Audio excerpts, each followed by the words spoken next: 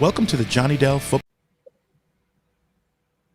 Hey, I just killed the video on the countdown because we have an abridged episode. I think I surprised Adam. Adam was like, "Am I looking at myself or the recording of myself?" Yes, I saw that frozen look. I put it in the private chat in here, but Adam never looks at the private chat. No, I never do. He's always I'm really locked interested in the chat that's going on, which he is in right now, as well as my wife. Happy I was busy trails and texting her. I was busy saying hi, Don. I see that. Good morning, honey. She is at home with the kiddos, but Yes. we are here. Yep, Friday we're live. episode. Man, Happy Friday, everybody. it's a good day to talk football. Yeah, I loved last episode going through the defense. If you have not caught that episode, ask yourself if you have hit the notification bell. Again, thank you for joining the Johnny Dale Football Academy podcast, the channel that breaks down the hows and the whys, the whys, the hows, the whats, the wheres, the whens, the everythings, the who, what, who's a what's it. I'll say after the show, the comments that I got on last episode, man, people were calling me a homer a lot. They thought I was overranking the 49ers in a number of ways on defense. Look, I get it. I get why. Yeah. And yes, I was kind of slanting towards the potential there, but I think again, what it comes down to is the 49ers had blue chip players that other teams don't. When you have a Fred Warner, that's going to skew your position rankings. When you have a Nick Bosa, that's going to skew your position rankings. Yeah. When you have a Diameter Lenore, that's going to skew your position rankings. It just does. So yes, as a group, they may not be as good as, the other guys aren't carrying the water as much. But when you have guys as good as that, there's just certain thresholds now you cannot grade your team below, because you have those guys. Now, a big issue was that the defensive line didn't have Nick Bosa for a lot of last year. So, yes, the defensive line was terrible last year. And, yes, there's going to be a lot that's banked on potential, but you're also assuming that Nick Bosa is going to be as durable as he's been for the majority of his career. Yeah. And, again, some of that is what is the phrase, Johnny? You will know this, the history buff. Is it a high tide raises all ships, or a high? Well, yeah, a high tide raises all ships. Like, but yeah, it's like, so these overall Madden ratings of 99 given out for Lenore and Bosa.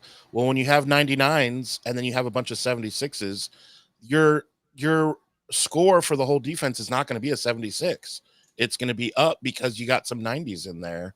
So that's just the way it is. So I mean, I agree. We talked about if you were being a homer a little bit live on the show. So, that was to be expected a little bit. This is the 49ers channel. It ain't, And it's a good reminder. Some people last year were getting a little frustrated with me because you're just being too down on the team, and I was being too negative. Look, we were a 6-11 team. There's going to be a lot of negative, but this just reinforces. In the end, I am much more on the positive vibe of the 49ers. I look up towards where they can be, not downwards at where I think they'll go under worst possible circumstances. So that's just our vibe.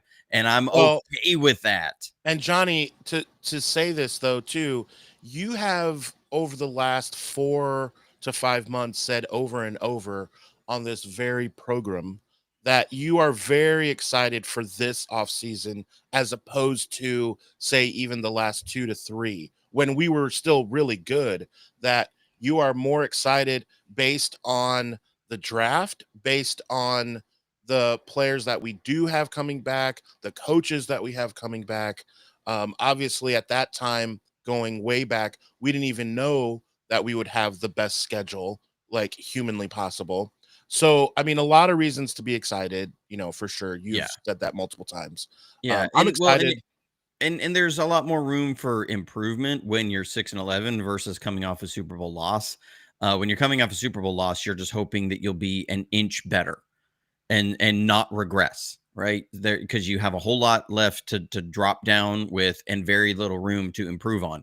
This year, there's a whole lot to improve on, and you can't get much worse than it was. So when you look at how much better things can be than the previous year, this year looks uh is far above where it was, last year, at the same time of looking that you can be better. So I'm like I said, I've said 100 times, I'm excited about this year, and I'm excited about where the 49ers can go. But I'm not the only one who has room for optimism. uh, Adam, did you catch Brett? So Brett Coleman does a great job. Many of you know Brett Coleman. If you don't know Brett Coleman, you know me. I don't know how that's possible. Does a great job. And over on his channel, he's doing his 32 teams in 32 days kind of preview of the season.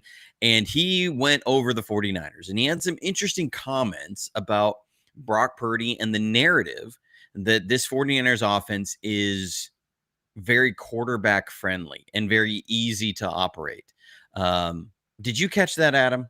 Yeah, and there was a couple things that grabbed my attention. The first is that you mentions you have to have a brain back there. That a lot of quarterbacks don't prefer motion; they prefer easy, maybe even shotgun to really see things and just run the offense. And Brock Purdy isn't that way. And what jumped out to me was the very first game was against Miami, if I remember right, where there was the injury and Brock had to come in during the game and not only won that game, but rattled off whatever it was, 9 or 10 in a row. What's interesting that we don't talk about that enough is how come being the last pick in the draft, how come there was no learning curve? How come there was no games where he just didn't quite have it to the point where we lost a game where it's like, well, you let him off the hook, he's a rookie, he's still learning. How come how come there wasn't any of that? There was just us rattling off the wins. And time after time you see on your videos on this very channel where the ball is in the air before Brandon Ayuk even knows that the ball's coming because it's been rehearsed. He assumes the ball's coming. He hopes the ball's coming, but he's not even out of his freaking break yet. And these are the things that the average, the casual, they just don't see that. The keyboard warriors want to say he's not good enough. That's why I love this channel, breaking down everything and going through that. But that's what jumped out to me. Well, and so one thing that he talked specifically about that I thought he framed it more succinctly than I necessarily could, and I thought, okay, yes, you really nailed that point. He talked about there's two different ways you really can run your passing offense as the lion's share of your offense, and that is one as play action, and then two is drop back passing. That's pretty much what you have, right? There's play action and there's drop back passing, and teams will wait and rely heavily towards one versus the other. If you have a guy that can do the hard play action, which is turn his back to the defense, whip that head around, and then he's got to look at that safety and in an instant read, is he flat-footed, are his hips turned, and decide which route you're going to throw off that, because you only have about 1 second of time that you're gonna have a window open. We call it first window. That is a very short period of time. Somebody who can just instinctively turn and react is very rare. And John Lynch talked about that when they drafted Trey Lance. The one thing that they really liked about him was that at North Dakota State, he was doing a lot of play action where he was turning his back to the quarterback and he'd whip his head around and he'd read that safety and make the throw. That is traditionally what we've talked about in the Shanahan offense of being very quarterback friendly. It's so run game heavy. You get all these play action and passes that really make life easier for your quarterback, but not everybody has the ability. If you can, not everybody can do this. If you can run that hard play action, turn your back away blind, it's not like Madden where during that play action fake, you get to still see the defense and everything that's reacted. You have to turn around and in a split second make a reaction. If you have a guy that can do that, you hold on to them for a very long time, because not everybody can do that. That is a very uncommon human trait. The Rams have that with Matthew Stafford. The Lions have that with Jared Goff, and that's why they kept him. Kind of interesting that the Rams moved on from Jared Goff, but he can do that. The Rams had some other issues there with Jared Goff, but CJ Stroud is a kid that can do that. Jaden Daniels is a kid that can do that. You see that ability. And then he says, but then you have the drop back passing, which not everybody can do that. And that was Trey Lance's biggest issue. When I was always watching his game, I'm like, this kid, it wasn't even just like he's strong in the play action and then he's, you know, there's room for improvement on the drop back passing. The drop back passing was just really, really poor. It was really poor. He had a hard time seeing different rotations. It was like, give me a static view and then I can react to a play action pass on that on one particular player. But if it came to like parts were moving around, he'd do those play action fakes, turn his head around, and he'd just hesitate. Saw so many first window throws that he was trying to make them in the second window, which that means he's not pulling the trigger on the first. It's not there. Brock Purdy's always making that first window throw, always there. Jimmy Garoppolo's problem was that he couldn't turn down the first window if it wasn't there. He would just force it anyways. He would make the first window no matter what. And, you know, so when you have a guy like Brock Purdy, that's why the offense looks better than either one of those guys running the offense, because he can do that and he can also turn it down when it's not there. He has that good processing ability, but then he can do what then a lot of the drop back or play action guys can't do as much, which is the pure drop back with all of these motions and everything. And I talked about this. We went over some of the film with Rob yesterday over at Gold Standard Podcast. We do a weekly show on Thursdays. I brought some film, and because he was asking me, he's like, explain what Brett is talking about here.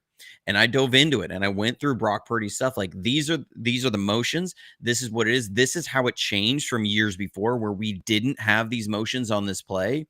And we do this now because we have Brock Purdy. This is how it makes it harder. But also if Brock can see this, he can be 3 steps ahead because he has that kind of brain superpower, super chip up there that very few human, I mean, we're talking maybe 3 or 4 active quarterbacks have processing ability at that level that are active in the NFL right now. You just generally do not see an offense that both runs a lot of hard, heavy play action and drop back passing with a ton of motions. You just don't see that. You see, like the Dolphins are number 1 in motions, but when I watch their film, and I spent yesterday like from 5 a.m. to like 8 a.m. watching Dolphins film because I was like, I want to see, Dolphins are number 1 in motion. Are they like? I hadn't paid attention as much to their offense because I don't watch their team all that much and into the details. 90% of their motions had to do with run game or screens. It wasn't drop back passing. So they are keeping the picture pretty static for Tua. And it is harder to see that. We say, yeah, well, these motions and stuff reveal more information. It makes life easier for a quarterback sometimes, but it also, you're going to change things on the defense. So a lot of guys want it just send, like, for example, send me a tight end out there and show me if it's man coverage or zone. And then I can just read the safeties and I'm good.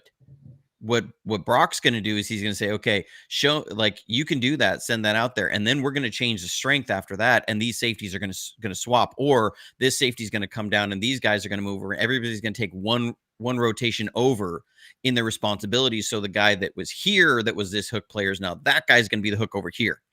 And that's a better matchup that I like. And I know that I'm going to throw it to the third read that's over here, but I need to move the curl flat guy. So I'm going to look him off. And he does this in an instant. This is very rare among quarterbacks, and very few guys have the ability to do this. And I showed Tua running the exact same play against the same coverage as one that Brock did. Same play, same coverage. And the way that those two operated that same play was very different. Tua was it was like a practiced look off. He gets the snap, he glances, and then he turns and reads the guy that he's supposed to read. There's nothing wrong with that. Brock does the same play, doesn't have the automatic just turn and look off this way. He already knew this guy's going to go over here, and that guy I need to move him. So he takes a snap and he looks hard off and holds the guy through his windup and then throws over the middle of the field. It's like this is just at a different level. That's not a disparaging thing on Tua. Tua was just ranked in the top 100 by the players. But when you see somebody do that, and you have all these motions, and you can do the hard play action, this is a brain power that very few quarterbacks have. And I loved the way Brett phrased it, because so often people will, we'll talk about a great processor, and people say, yeah, he's a good processor. Yeah, he's a good processor. And they leave it at that.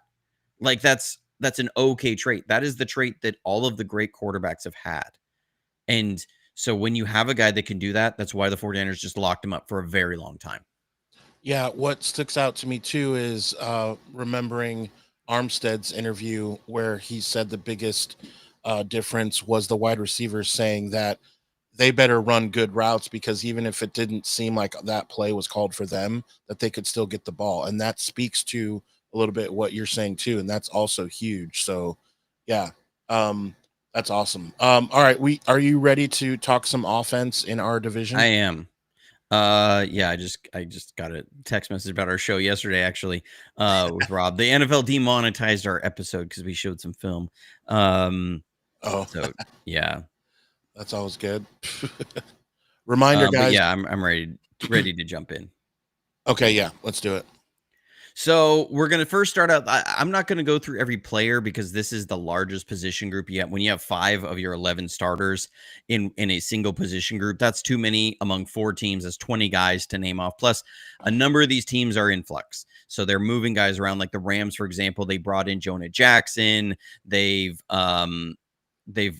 they're trying to change some things around. The Seahawks, they brought in Gray Zabel. I mean, we're going to give them a positive for that, but a lot of it's going to be also based upon who they did keep. But we're not going through each individual list. We will be here for like 20 minutes rolling through names and what's changed and stuff on these different teams. But when we look at the Rams, they're an interesting kind of team to look at as far as offensive line. They are a team that I don't know if offensive line wise, they really know what they want to do. They want to protect Matthew Stafford. And so they lean towards pass protectors, but they also want to run a lot of play action, and they've leaned more into that. They started going with the more drop back when they had Puka Nacua and Cooper Kupp and Matthew Stafford, and they're doing all this stuff, and you got Tutu Atwell. And then as you kind of struggle as a team, they're saying, okay, we're not being as effective doing this. Like we're gaining yards and stuff. We're not winning games as much. So let's try a different approach. And so now it's like, we're going to try and run the ball, even if we're not very good at it. We're going to do it. And then we're going to get some of these third downs, and we're going to rely on this pass rushing defensive line. And so when you look at their team, like their offensive line is hard to judge because, for example, they were 6th in sacks given up. So very few sacks given up. When you look at QB pressure percentage, they were at 9%, I think, or they were 13th in QB quarterback pressure percentage. So they're running a lot of play action. They're not drop back passing a ton. Like it's just not just all the time. So their pressure is about middle league, but they're low in sacks. They got a lot of yards. They got these different things. But when you look at their rushing team, their rush game, Kyron Williams runs for almost 1,400 yards, but they were 31st in the NFL in yards per rush. So yeah, they're Kyron Williams is running for almost 1,400 yards, but he's got a huge amount of carries. Yeah. And they're not able to, like, when they run, they're very much like 3 yards in a cloud of dust when they run. They don't have a terrible stuffed run percentage. It was 9th in stuffed run percentage. But when you're 9th in stuffed run, that means you're not getting a lot of runs behind the line of scrimmage or for zero gain, but you're also 31st in yards per attempt. That tells me almost every one of your rushes is very short. Like you're not getting explosives. You're not getting these big gaping holes for Kyron Williams. It's like 3 yards, 4 yards. And they're very consistent in that, but that speaks to an offensive line that is not moving people.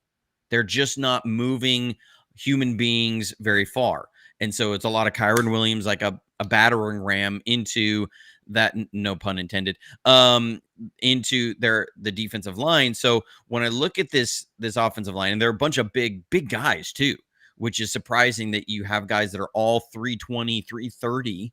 I mean, they have like 4 guys who are all above 320 on their offensive line, which is big, especially for today's NFL. And they're not moving people a big amount. That's, I see that. Okay, they're good pass blockers. They set up a wall, but they're not good run blockers. And so how do we grade them when that's the case? And for me, I'm going to say, well, in the end, while they don't have a lot of like superstars on that offensive line, they did just go get Jonah Jackson. Being the fact that they have been as successful on offense as they've been, and that they were a playoff team last year, that I look at them and I say, I'm going to have to give the Rams at least a B plus on their offensive line because they do protect Matthew Stafford. And I think in the end, they were able to be successful enough in their offense, even though they couldn't move people a whole ton. If they could move folks, this is like a solid A offensive line. I think we undervalue how good the Rams offensive line is and kind of how well they perform. Another thing I think they got a really good offensive line coach, because when we played them when they've been down like 3 offensive line, and we start, salivating like, oh, we're gonna Yeah, get so many sacks that didn't go well. on Stafford, Um, and our guys just don't win their matchups, and you go, what in the world? So yeah, I think they got a really good offensive line coach that really helps with that. So I'm going to give the Rams a solid B plus for their offensive line. What do you think about that, Adam? yeah. I was gonna say A minus B plus. Like, there's nothing to write home about as far as all that negative. Just to be honest, and I hate to say that. Like, growing up, the Seahawks are a different animal since they've won Super Bowls and had the Legion of Doom and all that. But the Rams, growing up, for me, was always that bad taste in my mouth that I just never liked them. So I hate that we're giving them. I just want to give them an F just because they're the Rams. But I get it. We Yeah, cannot. you want to say it's the SoSar Rams, but it hasn't been for a long time. So, Yeah. next we'll move on to the Seahawks, and I don't think there's any nice way to put it. The Seahawks offensive line is trash. I mean, they are terrible. There's a reason they went out and spent a first round pick on Gray Zabel. That he is somebody they desperately, now he's a big boon to their offensive line, but it's pretty much Charles Cross, who I think is a mid-level tackle at best, and Gray Zabel, and that's it. And after that, it's a bunch of trash cans sitting there. When you look at how they were last year, they were 21st in rush EPA, not horrible, but you're bottom third of the league. They were 30th in sacks, and then every other metric, they're pretty much bad. They're bad in quarterback pressure percentage. They were bad in yards per attempt. Like, they just were not good. When I say yards per attempt, I mean yards per rush. They were just bad. And we watched our defensive line that wasn't very good against very many people manhandle their offensive line in both games that we played. Like, it was Geno just basically running around, wearing out our defensive line on the last drive that even allowed Seattle to win the second game, and everything else going horribly wrong. So for me, I'm looking at this Seahawks offensive line. I'm giving a solid C minus. I don't think that there's anything here, mainly because, I know people are going to say, well, you gave the 49ers the benefit of potential last year. And I say, yeah, but not fully. Like when I was talking about, for example, the defensive line, I mentioned that, yes, there's a lot of potential there, but because they're unproven, I couldn't give them the benefit of that. And it was mainly skewed because of Nick Bosa. They don't have that. Gray Zabel could be that guy, but he also hasn't taken an NFL snap. Charles Cross is their standout offensive lineman, and he's not a move the needle kind of guy. He's like a B plus player for me. So when I look, and the rest of their offensive line is D minus. So that whole thing kind of slides it down to C minus, though. And so I just look at that Seahawks offensive line, and it's just a big bag of eh. So I'm going to give them a C minus. What do you think about that, Adam? Yeah, That's big past bag the of, sniff test. yes, as Glass City checks in, I'll say a big bag of glass. Remember that old Saturday Night Live, the kid toys that Dan Aykroyd had, shards of glass they were gonna sell for kids. Oh, geez. You're pulling one way out from the old Yeah, days there, but I Adam. blame Glass City. I blame Glass City. Okay, so we're moving on to the Cardinals. Yes, Cardinals were, I think, better than we remember. We think about the Cardinals and we're just like, they're just the Cardinals. But their offensive line allowed James Conner to run for a number of yards, kept Kyler Murray from getting sacked. And so, I think their offensive line is better than we looked at. They were 10th in stuffed run percentage. They were 7th in rush EPA, 8th in run success rate. They were 5th in sacks given up. So, I mean, they did a lot of things pretty well in the top third of the league. So when I look at this Cardinals offensive line, I'm going to give them a solid B plus. Plus they've added some pieces in there. There's some things that are moving around, but I'm going to give them solid B plus. Like I think that the Seahawks the Cardinals and the Rams, when you look at both these offensive lines, they're different in some ways, but they're better, I think, than we want to kind of give them credit for. Yeah, that's totally fair. The Cardinals are just a team that you don't look at in that way, but then you look at the stats and Lisa puts in the Lambs, the Sea Chickens, and the Cardinals. But okay, Lisa, thank you for the super chat. But the Cardinals, you didn't give them like a different name. You just kept them as the Cardinals. Is that bad enough? Like to just call them the Cardinals? I don't get it. Because the Lambs and Sea Chickens. I live in Alabama. We got a lot of Cardinals around here. Not having anything to do with the Catholic Church, but lamb, sea chickens, and the cardboards. We'll call them the cardboards right now. Okay. Because mostly they're cardboard cutouts. They got guys that look really good in the pictures and everything, but just can't actually stand up and succeed. So we'll call them the cardboards. But I give them a B plus. 49ers, when we get to this, now this is a group that is much maligned among 49ers fans. And for a lot of good reason. I mean, we tend to we feel the pain of their failures. We haven't felt the joy of as many of their successes, but this is an offensive line that I think isn't as bad as we oftentimes, and even me will say, they're okay. They're not I don't think they're at the level of the Rams. I don't think they're a level at the Cardinals. But they're not as bad as the Seahawks. And so when you look at it, they're 15th in stuffed run percentage. They're 9th in rush EPA, 7th in run success rate, 12th in sacks. Now, a lot of that, Brock Purdy was avoiding sacks, but so was Kyler Murray. So was Geno Smith. That other guys have that as well. Lisa coming in with another super chat says, because they're not a threat. That's why they don't need a name. Fair. But she's down with the cardboards. I was down to the that. cardboards. All right. We could even say the cardboard Cardinals. And that's better than the conclave Cardinals. So, but anyways, we move on back to the 49ers. I think one of the things that makes us kind of down on them is we see the failures of Colton McKivitz, and they're much publicized among us. We see the failures of a Jake Brendel, and they're much publicized. We saw the failures of a Aaron Banks. Now he's not going to be there, but we also have to remember, even with where the 49ers were ranked, which is middle of the pack in a lot of metrics for offensive line, they didn't have Trent Williams for almost the entire year. Trent only played like 6 games. And even some of those games, he wasn't himself. Yeah. So when you put a Trent Williams back there, this group starts to look a lot better. And it's not nearly as bad as a group as we're making it look out, or we can feel like it is. You look at Dominic Puni, who seems like he's on the doorstep of becoming at least a Pro Bowl caliber offensive lineman. Really excited. Maybe even an all-pro kind of guy. And you have Trent Williams, who is a future Hall of Famer. When you have those two pieces on your offensive line, it's really hard to say you have a bad offensive line. And I get it with the mistakes of McKivitz and Brendel. They're very frustrating to watch, but they also have some moments that they can do things that not a lot of offensive linemen can do, as far as getting to the second level and stuff. So I mean, and the question, like Steve has, is, can Trent Williams make it through a whole season? That's the question. Now, I have reason for optimism, because one of the things that we've seen with guys, we saw this with Debo, was when they show up out of shape and they show up without having that football shape. And I'm not just meaning like he was sitting at home on the couch eating Oreos and ding dongs all the time.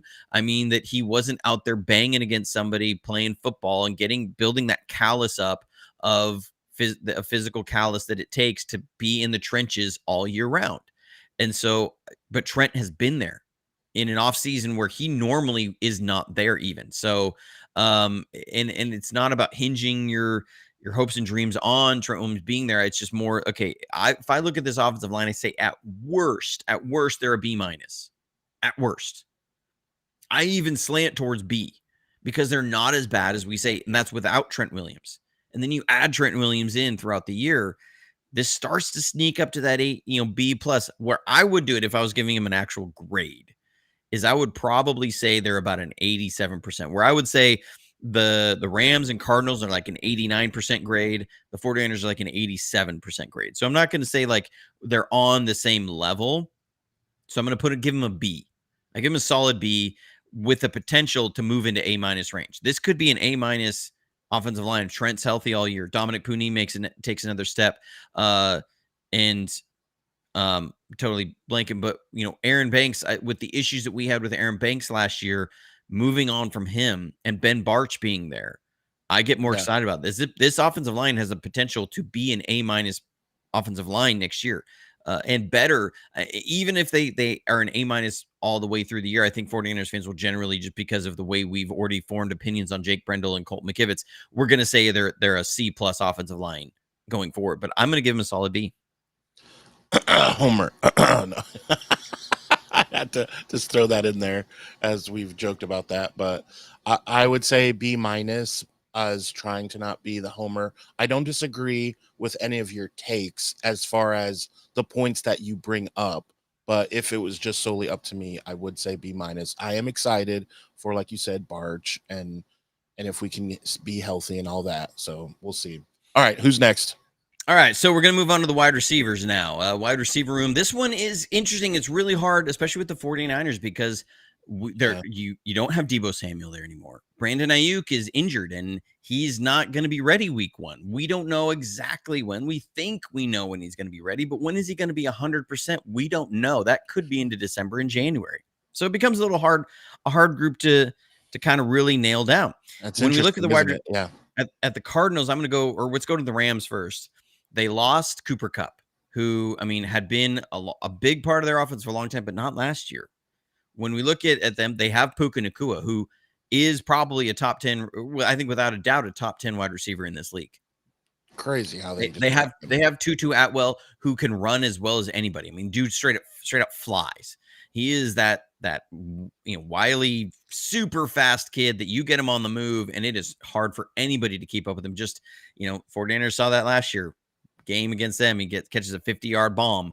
And then the big question is going to be is how good is Devontae Adams going to be? Because they went out and got Devontae.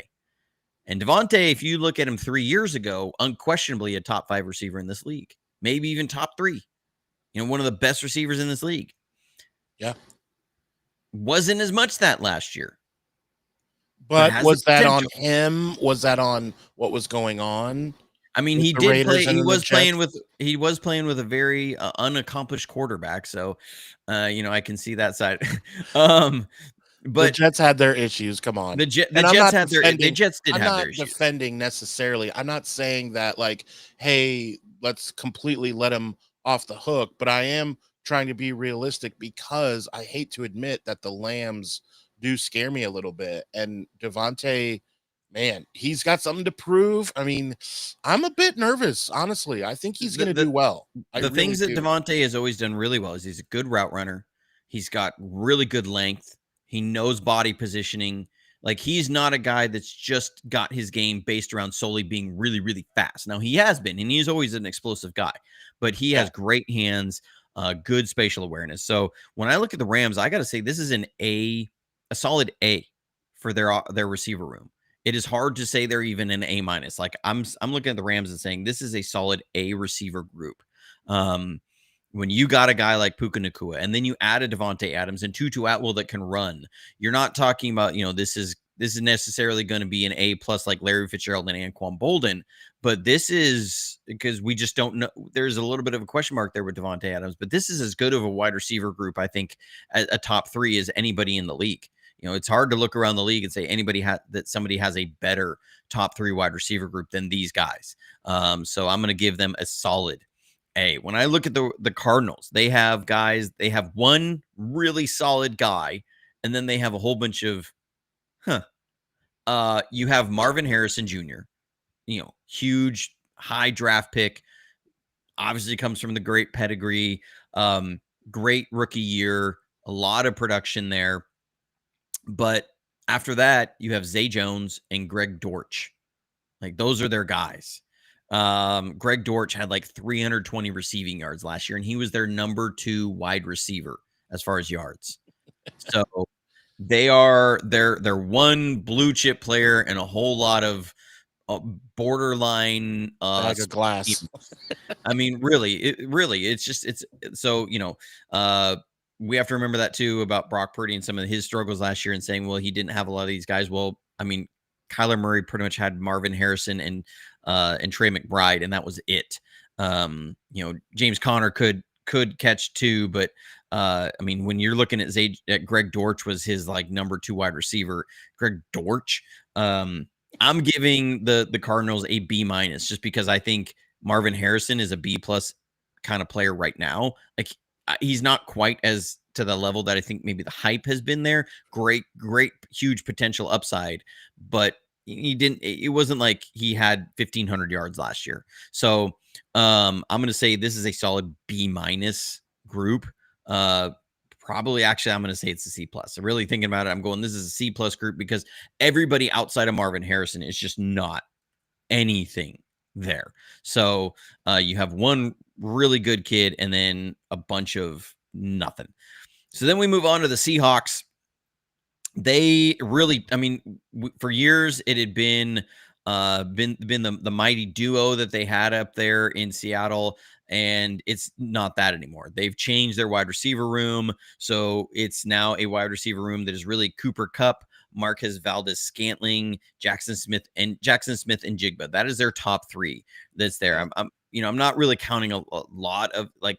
I'm not reading off all the other 4 or 5 names that teams have The depth chart, yeah, right now. These are the guys we know are going to make the team, that are going to be there and be a part of the offense. And so, I think you have 2 guys that have had big moments and seasons, but have not had the consistency over a career. So how do we grade Cooper Kupp at this point in his career? Yeah, it's a little hard. I mean, this got isn't something to prove too, though. He's got something to prove, but does he still have everything to be the Cooper Kupp of 3 years ago and 4 years ago? I don't know. When you look at Marquez Valdez-Scantling, he's had moments where he's been, uses that speed and is a deep threat and can really make plays. And then other times he just disappears for like 5 weeks at a time and you don't know. And he's just kind of a guy. Jackson Smith and Jigba has a lot of athleticism, has a lot to improve as a route runner. So, I look at this group and I go, it's hard to judge exactly where they are. They have some name recognition, but they don't have a lot of production from last year. And so how do I grade this group?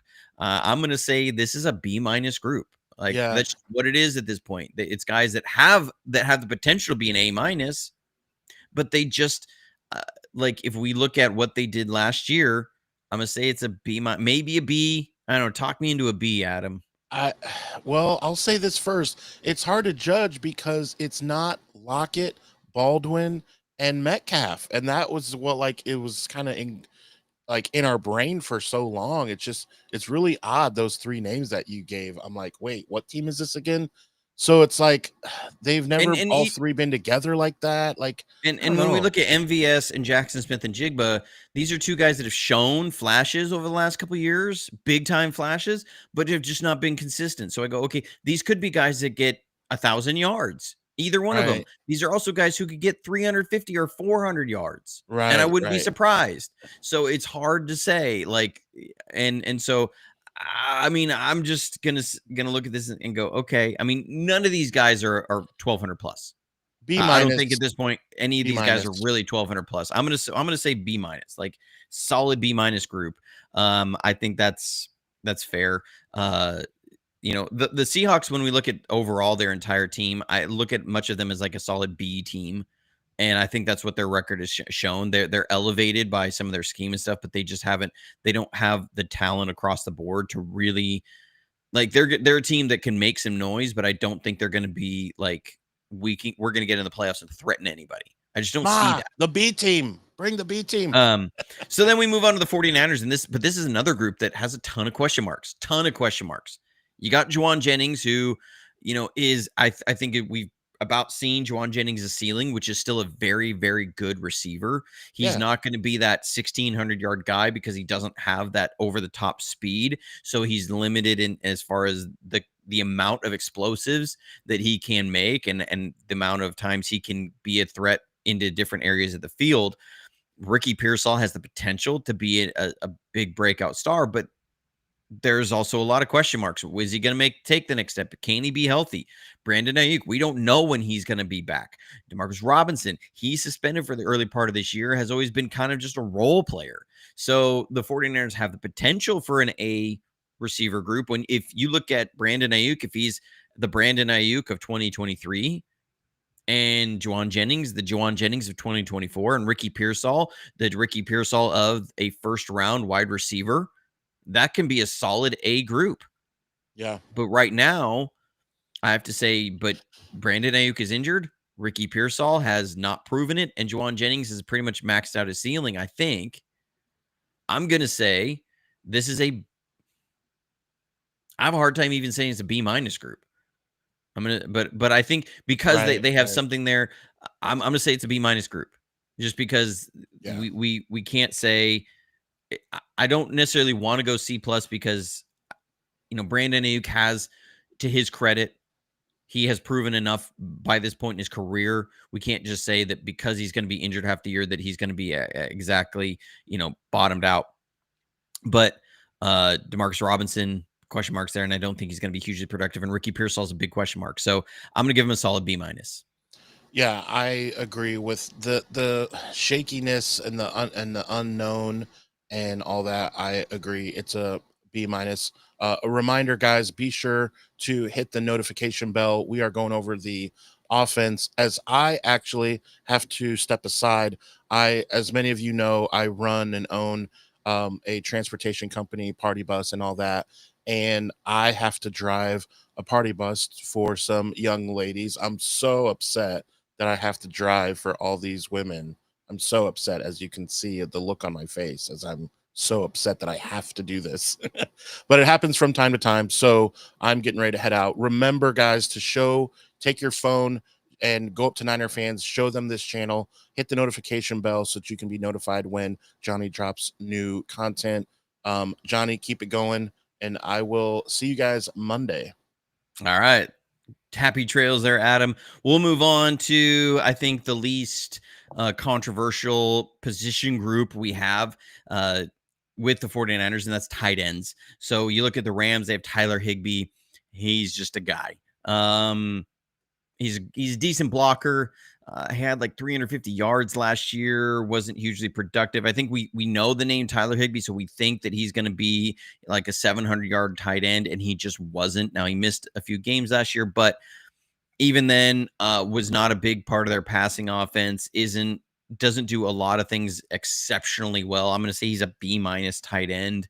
So I'm going to give that to the Rams there. When we look at the Cardinals, Trey McBride had a great year last year. I think it was better than most people realize. He had over 1,100 yards as a receiver last year as a tight end. And so, there's only a few tight ends generally, even in history of the game, that have hit that 1,000-yard mark. A 1,000-yard mark for a tight end is a big deal. So Trey McBride being an 1,100-yard tight end, is especially without having a lot of other targets to help spread the field around, is impressive. So look at Trey McBride. I'm gonna say this is a solid A minus tight end. Like he's a guy that is really has the potential to move into that conversation like a Sam Laporta and George Kittle and that guy over in with the Chiefs. I don't want to talk too much about him, but moving on to Seahawks, their best guy is Noah Fant. That was the guy who played for most of their games. He had like 300 yards. Nothing there. I'm going to give them a solid C plus. There's not much even to talk about with them. They're just guys that are there that if those teams could upgrade them, if there's an easy path to upgrade them, they would do that in a heartbeat. And that leads to the 49ers with George Kittle, who's, I think, this year going to be arguably the best tight end in the league. Kelsey is over there in Kansas City. He was starting to drop off even at the end of last year. The explosiveness is not there. The speed's not there anymore. As I heard one former NFL coach say, at this point he just kind of outslows everybody on the field. It's his savvy and understanding space that is getting him open, but his ability to keep getting those 30, 40-yard plays is greatly diminishing, and I don't think he's going to be the player that he was has been in the past at all. And so George Kittle, he's just the guy. Then he is the tight end in this league now. So when we look at the 49ers tight end group, it is obviously an A++. I don't think you can't get, it's a Madden rating of 99. Like that's where it's going to be for George Kittle. So the 49ers run away with the tight end room. So there's no question about that. And it's very uncontroversial, I think. When we get to the running backs, this is an interesting one because Christian McCaffrey was just not healthy last year. And what does this mean? And what does the 49ers running back room look like? And when we look at the Cardinals, they got James Conner, who was very productive last year, 1,100 yards rushing. A solid running back. He was good in Pittsburgh, and then he came over to the Cardinals and has been very productive still. So I look at this guy. He can catch the ball. He can pass block. He can run with the ball. He's not quite that, like next tier, A tier, like A+ tier kind of running back, but I'm going to give him a solid B+. I look at James Conner's running back, and I go, if he was on the 49ers, I would feel very good about who we are. I don't feel as good as thinking as a healthy Christian McCaffrey or a Bijan Robinson or a Saquon Barkley. But James Conner, I'd be perfectly happy with him as our starting running back. And so look at that. Kyren Williams, I think, you look at what he did behind an offensive line that we talked about at the very beginning. That is not a good run blocking offensive line. The kid had almost 1,400 yards. It was over 1,300 yards rushing. To do that with that offensive line is really impressive. To be able to be durable enough behind that offensive line is really impressive. His physical traits. Thank you, Mr. G, coming in with the super chat, showing the support. I appreciate that and appreciate you. Appreciate the super chats. Appreciate everybody that is a member of JFA49.com. If you hop over and you want to see as the film breakdown of what we did as far as the conversation we had about Brock Purdy earlier, go over to the Gold Standard podcast, watch that episode from yesterday. All the episodes I am on is on its own playlist. You can check those out too if you want to see even more of our conversations there. And so appreciate all those people when you have all the film study that shows like that take, the members of JFA 49, you are really fine. You are the support that makes that possible, especially this time of the year. That's what keeps us going. There's hours and hours and hours of film work that goes into an episode like that that's only an hour long. And so your support and direct support really helps with that. So I very much appreciate everybody there. But when I'm looking at Kyren Williams, I'm going to give this kid an A-. I think he's right on the cusp of being a superstar. So I can't put him in that A because he's not there quite yet. But when he has the performance he has last year, he's going to be a top 10 running back in this league. He's not top 5, but it's top 10. So that's there. Kenneth Walker, another solid running back, especially behind that offensive line. I don't think he's terrible. Now, he had some durability issues last year, but about half of a season of games, he ran for about 500 yards. He was on pace, I think, over a 17-game season to be about 1,100 yards. So I look at it and I go, okay, but I don't think he's the receiver that James Conner is. I don't think he's the pass blocker that James Conner is. He's a running back that is good at running the ball. Everything else, he's just kind of okay. So I'm going to give him a solid B. I might move it up into a B+. If I could be talked into it. But, I mean, I think as a whole, their running back room is still productive. They get what they can. What really helped the Seahawks last year was that their defense was very opportunistic. They were able to generate a lot of turnovers and take advantage of those. And their receivers really helped them take advantage of those. So, Walker was just kind of, he's just kind of a guy. Like he's behind a bad offensive line, and he has shown the ability to get yards, to make plays there, but he's not somebody that's elevating their offensive line a whole lot past what they are. And like I said, they already were pretty bad. So, and Dr. Steve, I can see that Charbonneau was maybe like, I'm not sold on Charbonneau. I think it was kind of like one game, one would be a B player and the other be a B minus, and the next game one guy would be a B player and the other one would be a B minus. Like, that's just kind of what it was. So I'm not really sold on either one of those guys. I think they're both a B. Like, if the Seahawks could find a clear upgrade over either one, they would take it. Which gets us to, I think, the biggest question mark with the 49ers, Christian McCaffrey. Because when healthy, and again, this is a statement that we've said over a lot of these position groups. When healthy, and I get that, when healthy, Christian McCaffrey is a top 2 running back in this league. It's him and Saquon, and I think that's the end of it.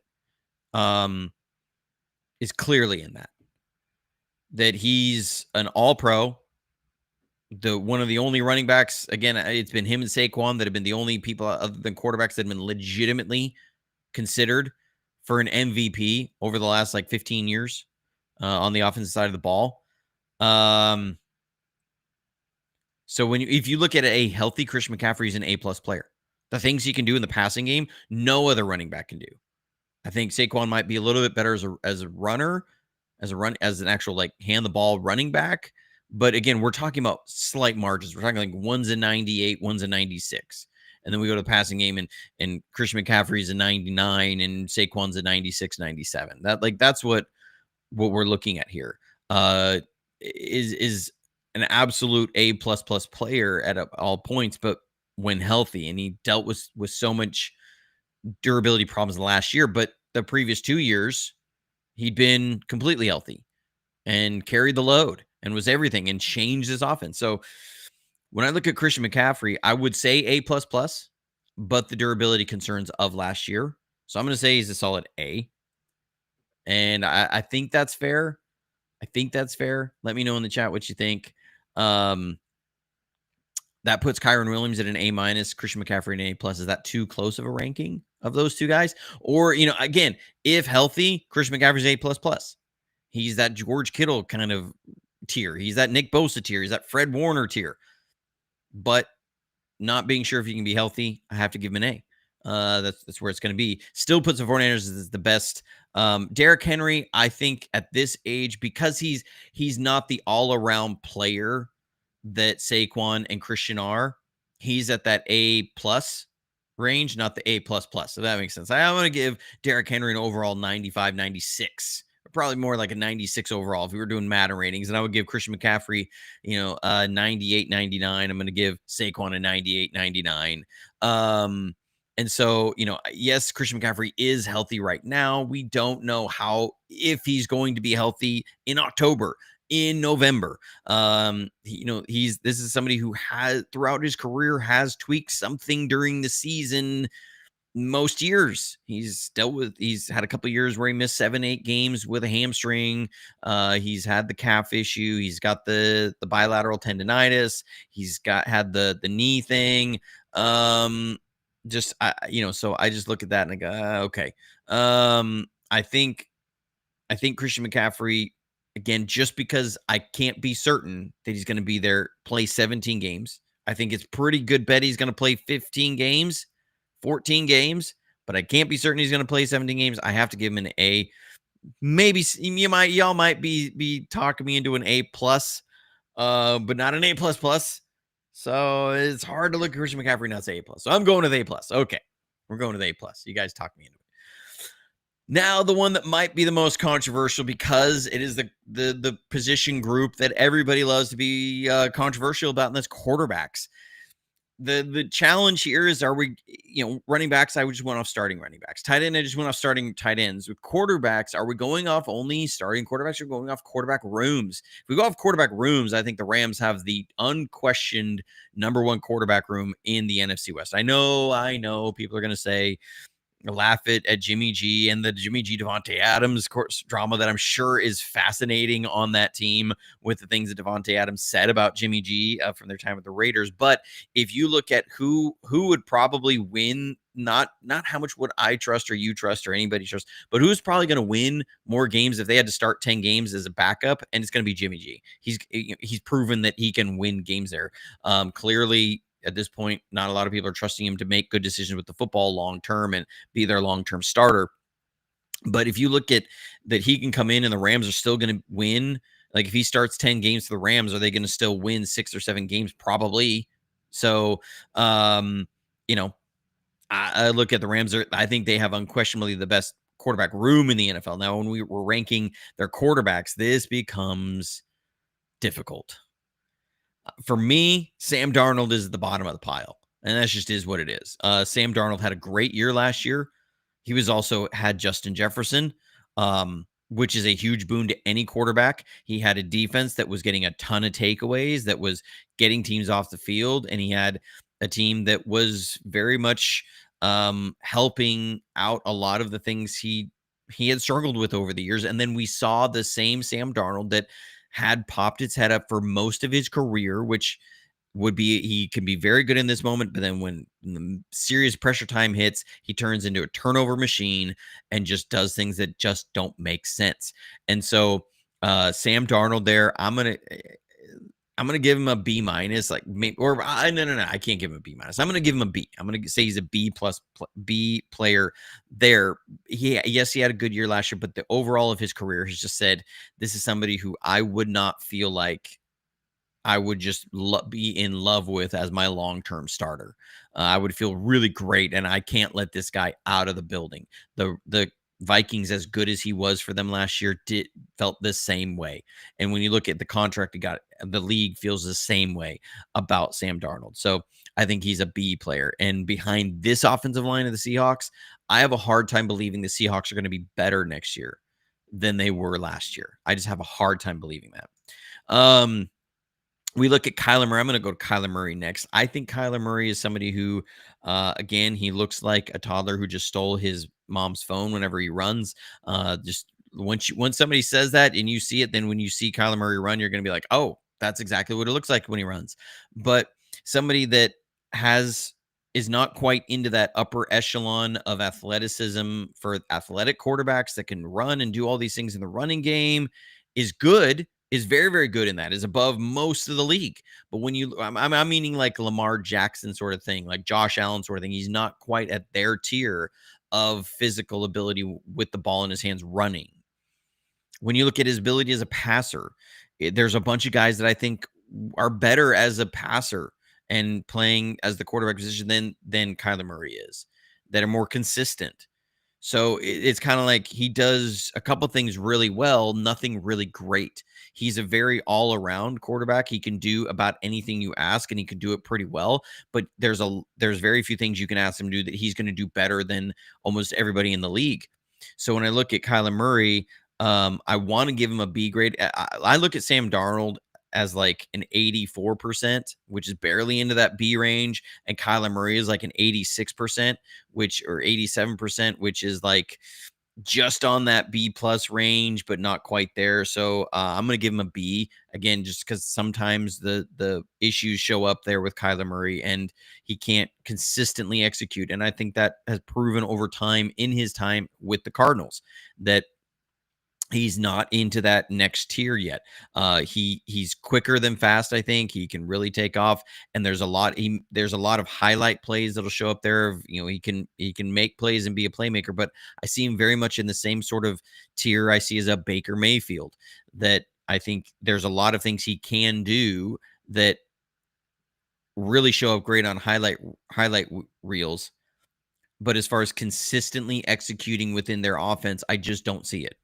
So I'm going to give him a B. I look at then Matthew Stafford, and I think Matthew Stafford has proven to be one of the best quarterbacks in this league for a very long time. He's been very durable, which has to come into account here, especially when you consider some of those Lions teams he played with. And I think early in his career definitely helped out by Megatron. And I think I skewed towards not respecting Matthew Stafford enough when he was with the Lions because he had Megatron, and thinking, well, there was a lot there. And then he goes to the Rams and he's just as productive, and he's still very, producing at a high level, and that he can do the no look passes and things where he's looking guys off. He plays the game from the head from the shoulders up really well. He's got a big arm. There's a lot of things to love about Matthew Stafford. He does have these moments where it's just weird streaks will happen, and there's weird turnovers, and there's weird decisions, and things happen in there. So Matthew Stafford, when I look at him as a quarterback, I'm going to say he's a solid A quarterback in this league. He's not quite in that A plus range, but he's a solid A quarterback in this league. That you can't grade him below that. It's really hard to justify grading him higher than that. But I put him in an A. And then we get to Brock Purdy, and the question is always, where do you rank Brock Purdy in this league? And it really comes down to what do you prefer out of your quarterback? And for me, I'm not saying everybody in the chat, I'm not saying everybody watching, I'm not saying every sports commenter around the league is going to weight this way, but for me, number one, and this will be miles ahead of everything else, is how well do you operate the offense? How well do you process the game, the game you're seeing, as it's coming to you? How well do you make decisions, throw with accuracy, throw with timing, and throw with touch? Those are the things that I get enamored with a lot more. I get enamored a lot more with that layered throw into the second level over and underneath defender, much more than the rocket laser 45 yards down the field. The rocket laser 45 yards down the field looks great on highlights and goes, wow, that's really impressive. But I've also seen guys who, like a Kyle Bowler, who could do that and couldn't operate an offense really well consistently. And I've just seen this over and over again, where guys have the ability to do that, and because they can't do the other. Very rarely do you see somebody who can operate an offense really well, make the layered throws, do those things, not have a successful career. And so, for me, Brock Purdy, I will always weight those things. Ability to have the footwork in time with his throws. All these things, Brock Purdy is an A-plus quarterback in this league. When you look at arm strength and ability to make the throws, 45, 50 yards down the field on the sidelines,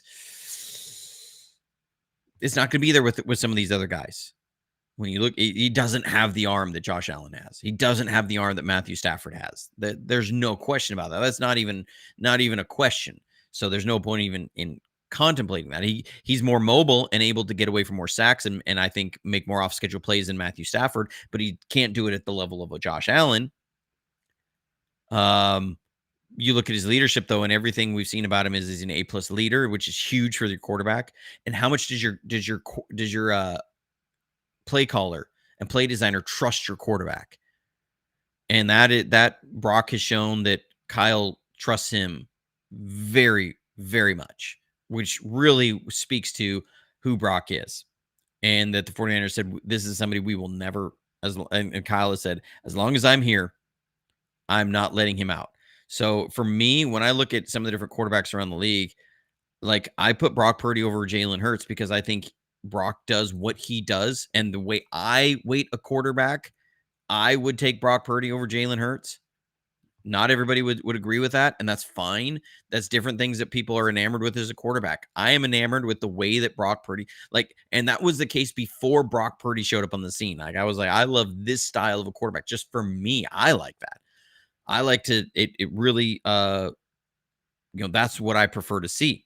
So there's other guys that I look at and go, yes, they can do all these things. Give me a guy who can do what Brock Purdy does, and I'm in love with that. I love watching it. I love watching film on it. So where does Brock Purdy land in this league?